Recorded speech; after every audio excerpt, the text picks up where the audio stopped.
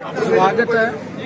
Bharatiya Janata party के अंदर बहुत सारे लोग ज्वाइन कर रहे हैं क्योंकि पार्टी का जो विचार है, पार्टी की जो नीति है और पार्टी का जो नेतृत्व है वो बिल्कुल स्पष्ट है। पार्टी की नीति भी ठीक है, पार्टी का नियत भी ठीक है, पार्टी का नेतृत्व भी ठीक है। अगर दूसरी तरफ हम देखें, कांग्रेस की या गठबंधन गठबंधन की तरफ देखें, उनकी नीयत भी ठीक नहीं है, उनकी नीति भी ठीक नहीं है, उनका नेतृत्व भी ठीक नहीं है। क्योंकि उनकी नीति वो देश के पीछे धकेलने वाली है।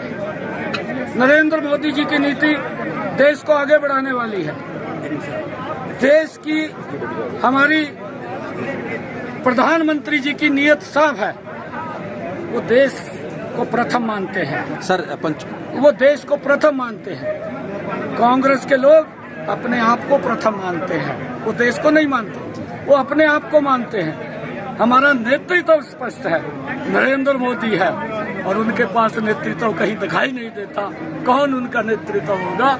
और आज देश समझ चुका है, ये लोग, ये गठबंधन गठबंधन के जो लोग हैं, ये भ्रष्टाचारियों का एक टोला है। किसी को ऊपर FIR दर्ज है, कोई जेल में है, कोई बेल पर है, कोई जाने की तैयारी में है। सीएम साहब मेरा एक सवाल है। पंचकूला के अंदर IAS रेणु फुलिया ने 14 एकड़ जमीन अपने पति और अपने बेटे के नाम कर दी थी, मगर चीफ सेक्रेटरी ने उस पर रोक लगा दी। उसको लेकर क्या कहेंगे? क्योंकि मनोहर लाल जी का विषय हमारे ध्यान में आया है और हमने जांच के आदेश दिए हैं और जो भी वहाँ पर कोई दोषी होगा, हमने कहा है कि इसकी जांच की। इजराइल गए जो स्टूडेंट इजराइल गए, उनसे आपने बातचीत किया? हाँ, मैंने फोन के ऊपर उन सबको बधाई दी है। उन्होंने कहा है कि मोदी है तो मुमकिन है और सिर्फ किराया ही उनका लगा है, टिकट का किराया लगा है, वो कोई पैसा उनका नहीं लगा। और इस प्रकार का पहली बार सरकार ने इनिशिएटिव लेकर के हमारे पूर्व मुख्यमंत्री आदरणीय मनोहर लाल जी ने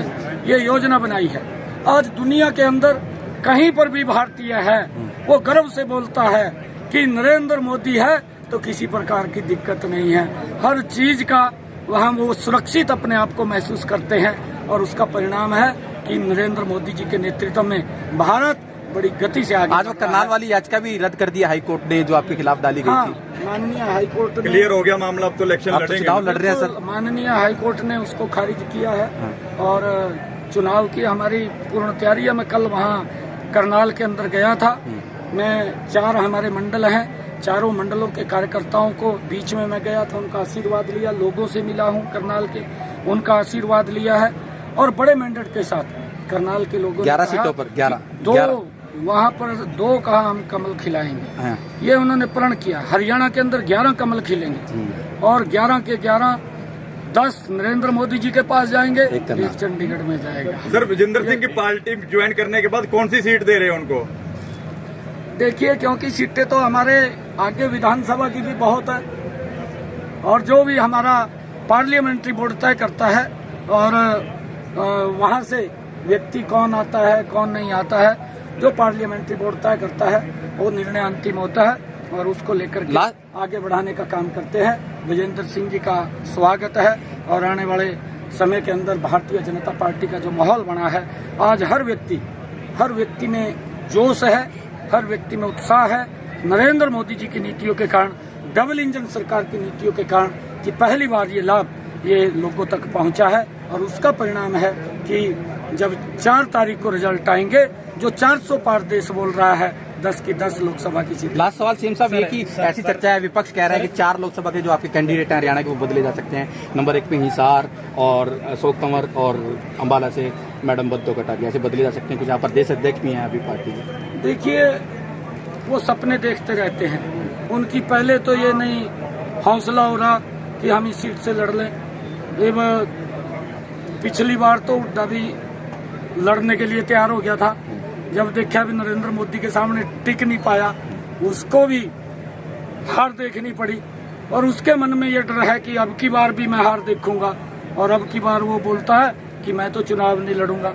शैलजा भी अंदर खाते बोलती है मैं भी चुनाव नहीं लड़ूंगी, परंतु पार्टी का दबाव है कि लड़ना है, फेस करना है, चाहे हार जाएं। परंतु अगर जिन लोगों ने 55 साल तक इस देश को प्रशासन किया, 55 साल के बाद अगर उन्होंने वोट मांगनी पड़ी और गारंटी के ऊपर मांगनी पड़ती है बोर्ड लगा करके कि हमें वोट दो, हम ये काम करेंगे, गारंटी देते हैं, हमें वोट दो, हम वो काम करेंगे, हम गारंटी देते हैं। अब कांग्रेस की गारंटी के ऊपर देश को विश्वास नहीं रहा, एक ही गारंटी के ऊपर विश्वास है, वो नरेंद्र मोदी। मोदी जी आ रहे हैं, रोड शो कर रहे हैं मई के अंदर। बाजीगर समाज से आए हैं। सीएम साहब मोदी जी आ रहे हैं, रोड शो कर रहे हैं, लास्ट वाला रोड शो करने के